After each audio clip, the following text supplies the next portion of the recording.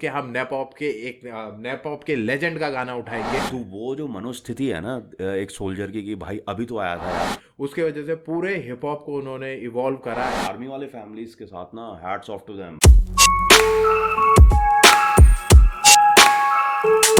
तो क्या हालचाल तगड़े हो, welcome to our YouTube channel. We are Juyal brothers. I am Pratyush Juyal and this is Akshit Juyal and you are watching hip hip hop hop reactor reactor radio. Radio. Hey guys, what's up, क्या हालचाल है आपके। मैं उम्मीद करता हूँ आप सभी लोग मस्त होंगे, अपने अपने घरों में स्वस्थ होंगे and hip hop reactor radio के साथ जबरदस्त होंगे। हे गाइस, हम वापस आ चुके हैं एक बिल्कुल नए रिएक्शन वीडियो के साथ और आज हमने फिर डिसाइड करा है गाइस कि हम नेपॉप के लेजेंड का गाना उठाएंगे। और आपको पता है नेपॉप के जो लेजेंड है उनका अगर लेजेंड बोला जाता है नेपॉप तो किसका नाम आता है यार? वो नाम आता है यामा बुद्धा। सो यामा बुद्धा का ही हम एक और गाना आज उठाने वाले हैं। उनका एक गाना हम कर चुके हैं, दैट इज साथ ही, जो बहुत ही फेमस गाना है। उस पर हम रिएक्ट ऑलरेडी कर चुके हैं, जल्दी ही आने वाला है, हम जल्दी डालेंगे उसे। और अब उनके दूसरे गाने को हमने पिक करा है गाइस, और ये गाना भी बहुत फेमस रहा है, बहुत अच्छा इस पे उन्होंने लिखा है। और आपको जैसे भी आप भी जानते हो और हम बता भी चुके हैं गाइस कि कहीं ना कहीं ये हमेशा जो सोसाइटी के जितने भी प्रॉब्लम्स रही हैं या जितनी भी सोसाइटी में चीज़ें चल रही होती हैं, खासकर स्पेशली नेपाल जो रही उस समय और जो प्रॉब्लम्स उन्होंने सोसाइटी में देखी, उनके बारे में उन्होंने काफ़ी कुछ लिखा है। दोस्ती यारी पे बहुत लिखा है और बहुत अच्छे अच्छे टॉपिक्स पे वो लिखा हुआ है उन्होंने अपने गाने, और जो कि बहुत फेमस है। इसीलिए यार कहीं ना कहीं उन्हें लेजेंड भी कहा जाता है, नेपॉप का किंग ऑफ नेपॉप उसे उन्हें कहा जाता है। सो गाइज, इसीलिए हमने उनका गाना उठाया जिसका नाम है सिपाही। डिज़ाइन करा है ये सौगात गुरुंग ने, produce by nasty TEC records, pre Gurung and blueprint production. So guys, अब जितना आपको पता है गाइज कि यामा बुद्धा जो है उन्होंने एक बहुत पहले वो मतलब हमारे साथ अब नहीं है वो, पर कहीं ना कहीं उन्होंने जो काम करके वो गए हैं उसके वजह से पूरे हिप हॉप को उन्होंने इवॉल्व करा है, कहीं ना कहीं नैप हॉप को इवॉल्व करा है। और पूरे हिप हॉप वर्ल्ड में ही उसका उनका जो काम है उसकी वैल्यू उतनी ही बनी हुई है गाइज। और आज भी लोग उन्हें बहुत सुनते हैं, मैं खुद पर्सनली उन्हें काफ़ी सुनता हूँ। तो he is one of the greatest and now we are going to react on his song. So उससे ये तो जानकारी थी गाइज हमारे आर्टिस्ट के बारे में और उनके गाने के बारे में। अब थोड़ी सी जानकारी मेरे भाई देंगे आपको चैनल के बारे में। तो guys we are back once again और नैप हॉप। आज फिर हम एक नया गाना उठा के लाए हैं यामा बुद्धा का, गॉड रेस्ट हिज सोल। और गाइस जो गाने का नाम है सिपाही। तो चलिए आप हमारे साथ एंजॉय करिए, पर उससे पहले अगर आप अपने हमारे चैनल को सब्सक्राइब नहीं किया गाइस तो हमारे चैनल को सब्सक्राइब कीजिए, रिंग द नोटिफिकेशन बेल, ताकि आपको हमारे वीडियो की नोटिफिकेशन सबसे पहले मिल सके। और गाइज हम अक्रॉस द प्लेटफॉर्म, सारे प्लेटफॉर्म पर हम हिप हॉप रिएक्टर रेडियो नाम से उपस्थित हैं। और गाइज हम एफबी पर हैं, इंस्टाग्राम पर हैं, फेसबुक पर हैं, थ्रेड्स पर हैं, सभी प्लेटफॉर्म पर हम हिप हॉप रिएक्टर रेडियो नाम पे हैं। तो जाके हमें फॉलो करिए। और स्पॉटिफाई पर भी हम हैं, अगर आप पॉडकास्ट सुनना पसंद करते हैं तो जाइए और पॉडकास्ट सुनिए, हमारी लिंक हम डिस्क्रिप्शन में दे देंगे गाइज, तो check it out. Yes guys, and चलिए गाइज, अब टाइम वेस्ट करे बिना हम सीधे गाने की तरफ चलते हैं एंड रिएक्ट करते हैं सिपाही। सिपाही Yama Buddha. Yama Buddha, let's go. Yama, Yama Soto Sao. पूरा एनिमेटेड रखा है। पूरा एनिमेटेड है। यसरी साथ नबसेको पनि धेरै भएको थियो। उनीहरूको मायाको चिनो आज एक वर्षको भो। जीवनको सायद सबैभन्दा रमाइलो क्षण सिपाही र उसकी बुढी घरमा रमाउँदैछन्, एकअर्का टाढा हुँदाका कुरा सुनाउँदैछन्, दुःख सुखमा हाँसी खुसी चित्त बुझाउँदैछन्। छेउको कोठाबाट टेलिफोनको आवाज बज्छ, उसले फोन उठाएर हेलोको बोल्नु भनी प्रश्न गर्छ। कुरा अनुसार अब ऊ पल्टन फर्कन पर्छ, घरती आमालाई उसको छिटै खाँचो पर्न सक्छ, उसकी श्रीमती नजानु अब। सो गाइस देखिए, कहीं ना कहीं यहाँ पे यामा बुद्धा जी ने कहा है, एक सिपाही की स्टोरी वो बता रहे हैं जैसे ही गाने का नाम है। और सिपाही अभी घर पे अपने वाइफ के साथ बैठा है, बात कर रहा है और अपने खुशी के पल अपने जब वो अलग मतलब जब वो अपनी ड्यूटी पे जाते हैं तो जिस समय वाइफ अकेली होती है तो वो मतलब जो एक होता ही है, बिछड़ने का एक दुख तो रहता ही है ना, तो उस चीज़ को वो कैसे बात कर रहे हैं, वो बिटरनेस, वो स्वीटनेस, उन सारे और यादों को डिस्कस कर रहे हैं अभी। अगर आप देखो तो मतलब ये है ना कि वो अगर ये भी देखा जाए तो सोल्जर ना पता नहीं कितने दिनों बाद आया होगा अपने घर मिलने के लिए, हाँ, और कुछ दिन आया होगा, रहने के 2-3 दिन ही हुए होंगे, और फिर कॉल आ जाता है कि भाई बॉर्डर पे वॉर छिड़ गया है, चलो तुम्हें वापस आना है। वापस आना तो है। वो जो मनोस्थिति है ना एक सोल्जर की, कि भाई अभी तो आया था यार, अब फिर जाना फिर है, जाना अब इतने दिनों बाद।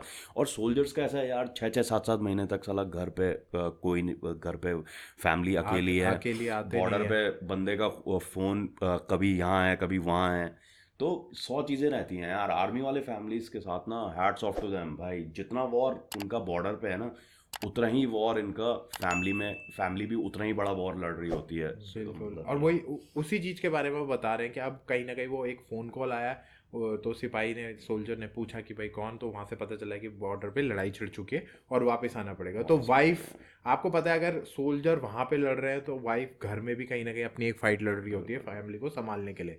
तो जितना एक सोल्जर स्ट्रांग होता है उतनी ही इक्विवेलेंट उनकी वाइफ्स और उनकी जो पार्टनर्स होते हैं वो भी उतने ही स्ट्रांग होते हैं गाइस, तभी ये चल पाता है, अदरवाइज चलना बहुत मुश्किल है।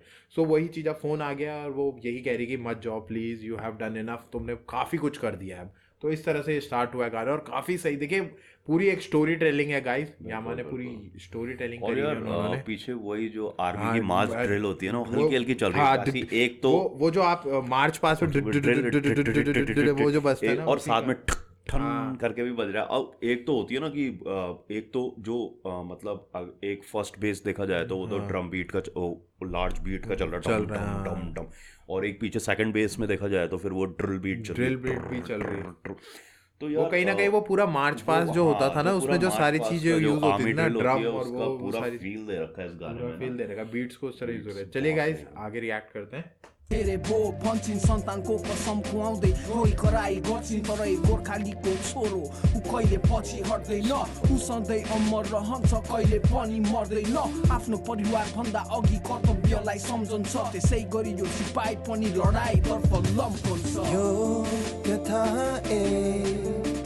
साहसी सिपाहीको यो कहानी एउटा लडाईँको रोकिएन कहिले, रगतको खोला त्यो बढ्दैछ जहिले, लडाई निरन्तर विनाशको धुलोले आकाश ढाकिएको। मतलब यहाँ पे भी हुक गया, और उसके बाद उन्होंने स्टोरी को कंटिन्यू कुछ इस तरह कराया कि भाई जो वाइफ है उन्होंने उनको मतलब रिक्वेस्ट करे कि आप मत जाओ, अपने बच्चे की भी वो दे रही है कि जो हमारा बेबी है उसके लिए रुक जाओ, पर उन्होंने कहा है कि एक गोरखा जो होता है वो कहीं ना कहीं अपने वादे से नहीं मुकरता, और कहीं ना कहीं फैमिली से पहले ड्यूटी को आती है और कंट्री को रखता है। और आपको पता ही होगा गाइस, गोरखास वैसे भी बहुत फेमस है, इवन इंडियन आर्मी में जो गोरखा रेजिमेंट हो वैसे भी बहुत फेमस है। इंडियन आर्मी में ही नहीं, ये Even British across the army में world, भी। British army, US army, German army, इनकी ना ये इतने तगड़े वॉरियर्स होते हैं कि एक अलग रेजिमेंट हर कंट्री ने,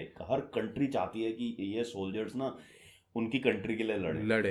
तो आप यूएस आर्मी में देख लो, ब्रिटिश आर्मी में तो खैर इनकी बहुत पुरानी हिस्ट्री है, इंडियन आर्मी में तो भाई खैर पूछो ही मत, इनकी पूरी रेजिमेंट ही है। तो ये लोग ना across the world, across the army, beyond the border जाके लड़े हैं, मतलब बिल्कुल जितना फाइटिंग एक्सपीरियंस गोरखा को है ना भाई, किसी को नहीं है। और बहुत खतरनाक होते हैं क्योंकि बहुत उसमें ज्यादा भाई साहब। एक, और वही चीज़ वो उसके बाद बता भी रहे हैं कि जो वो निकल पड़ा है अपने घर के वो चीज़ें पीछे छोड़ के, और जो लड़ाई है पूरा ब्लड से वो हो रखा है, पर वो लड़ रहे हैं। आपको पता है एक लड़ाई की सिचुएशन कैसी होती है, उसी चीज़ को डिफाइन कर रहे हैं उसके बाद पूरा। और मुझे याद है मैंने एक सुना भी था कि एक बहुत बड़े कर्नल या जनरल का वो था, उन्होंने कहा था कि बताया भी था कि गोरखा के उसमें कि भाई जब वो कह रहे थे कि डर जाओगे, नहीं नहीं सर, इसी से खुकरी से ही मारेंगे कि खुकरी से मारेंगे। और एक वो ये होता है कि सैम मानेकशॉ का एक इंटरव्यू था जिसमें सैम मानेकशॉ ने गोरखास के बारे में कहा था। हाँ, कि भाई उसने कहा भाई हमारे पास पैराशूट नहीं है, उन्होंने कहा कूद जाएंगे, तो उन्होंने कहा कैसे कूद जाओगे, कहा कूद जाएंगे, आपने कह दिया बस कूद जाएंगे, क्या प्रॉब्लम है। तो उस दिन कह रहा सैम मानेकशॉ को, उस दिन मुझे पता लगा कि या तो बिना पैराशूट का कूदने वाला या तो बिल्कुल पागल ही होगा या फिर गोरखा होगा, जिसे मौत से डर नहीं लगता, सिर्फ दो बंदे होंगे, या तो वो पागल होगा या गोरखा होगा। उसमें यही कहा गया था कि अगर कोई कहता है कि मुझे मौत से डर नहीं लगता, या तो वो झूठ बोल रहा है और या तो वो गोरखा है, या तो वो गोरखा है। मतलब यही दोनों है, मतलब they are very brave soldiers यार, सोल्जर यार, बहुत बड़ी हिस्ट्री है उनकी, और बहुत ज्यादा। कारगिल वॉर में भाई साहब जब बोलते हैं कि जब गोलियां खत्म हो गई थी तो निकाले उन्होंने खुकरी कि से ही खुकरी निकले। टेंट डाला ऊपर से और मतलब जिसे बोलते हैं ना, इट वाज अ मैसेकर। बिल्कुल बिल्कुल। तो ये इस चीज के लिए गाइस वो है, तो वही स्टोरी वो सारी अब बता रहे हैं गाइस। तो चलिए आगे रिएक्ट करते हैं, आगे क्या बोल रहे हैं यहाँ। हावामा पनि बारुदको गन्ध आउँदै थियो, साहसी र अनुभवी उसले कतिलाई ढालिसक्यो। गोर्खालीको आगमनले शत्रु टोली आतिसक्यो। उसले एक एक गर्दै आफ्ना बैरीहरू छाडेन, लखेटले मारे उसले डराउन कहिले जानेन।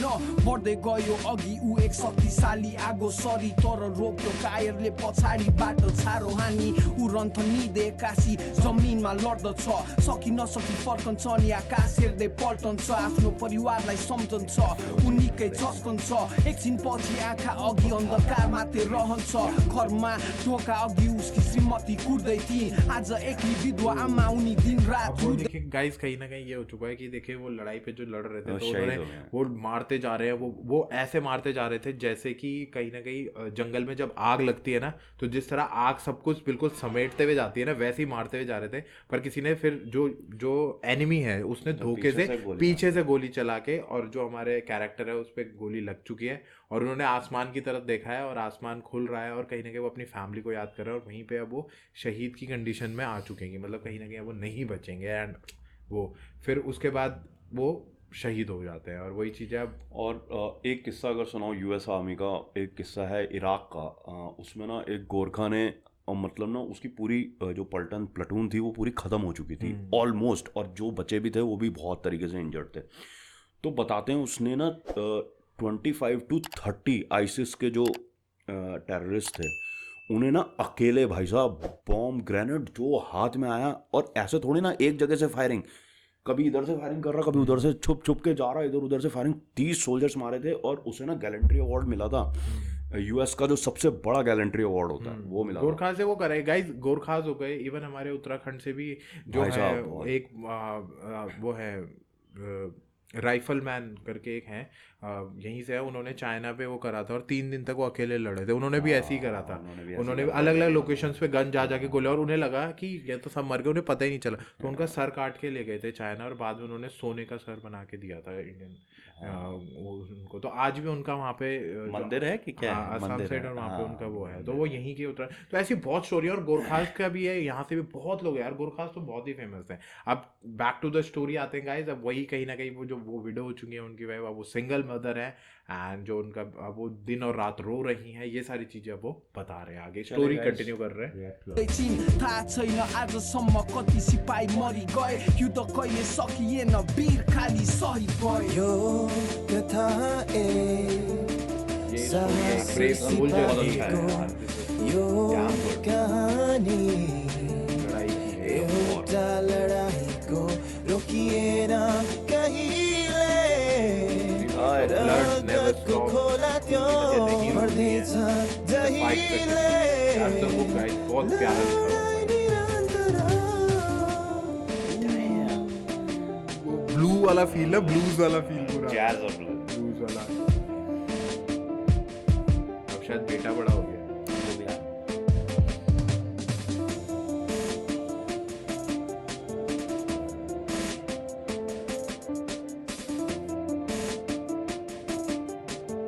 बहुत सही है, मतलब मजेदार ही गाना है।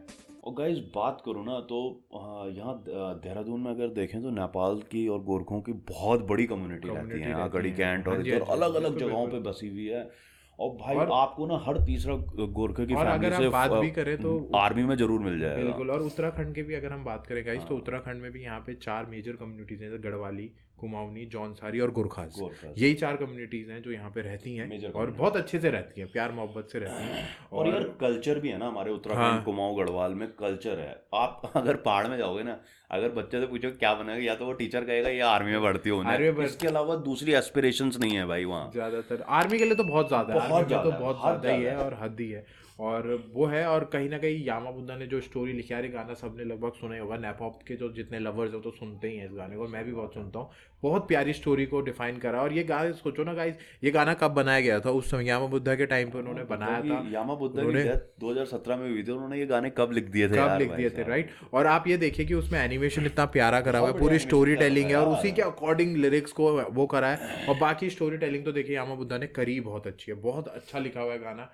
मतलब आपको कहीं ना कहीं इमोशनल भी करेगा ये सॉन्ग, कहीं ना कहीं आपको हिट भी करेगा, और कहीं ना कहीं एक बहुत अच्छा मैसेज भी देगा और बताएगा कि यार वो जो सोल्जर्स होते हैं जो शहीद हो गए हैं, जो हर बार तब भी उनकी फैमिली से अगली जनरेशन से कोई ना कोई फिर जाता है, निकलता है वो तो जाता है और वो फिर तो है। एज अ सोल्जर वो बनता है, वो कहीं ना कहीं आर्मी ज्वाइन करता है। तो ये salute to all the soldiers, जितने भी सोल्जर्स हैं, चाहे वो किसी भी कंट्री के हो यार, डजेंट मैटर, क्योंकि हर कोई अपनी जन्मभूमि के लिए, अपनी कर्म भूमि के लिए, अपने देश के लिए लड़ रहा है, right. So salute to all the soldiers. And ये गाना बहुत ही मस्त है गाइस, अगर आपने अभी तक ये गाना नहीं सुना हुआ है, by the way to all the people who are not following nap hop, please इस गाने को सुनिए और इन आर्टिस्ट से अपना नैप हॉप की जर्नी को स्टार्ट करिए। मैं पहले भी बोल चुका हूँ, क्योंकि ये आपको पूरा एवोल्यूशन दिखाएंगे नैप हॉप का, ये तो और नए king of- आर्टिस्टों की king तरह of nap hop, है। यस, बाबा, सो यामा गाइस, बुद्धा। यस, ये हमारा रिएक्शन था गाइस, होप आपको मजा आया होगा। हम उम्मीद करते हैं कि आपको अच्छा लगा होगा, और हम दोबारा ऐसे और कुछ आर्टिस्ट भी लेके आएंगे, कुछ और कंट्रीज की तरफ भी हम रिसर्च कर रहे हैं, और वहां से भी हम नए नए आर्टिस्ट उठा के लेके आएंगे guys. So till then, we are Juyal brothers signing off. जय हिंद, जय श्री राम।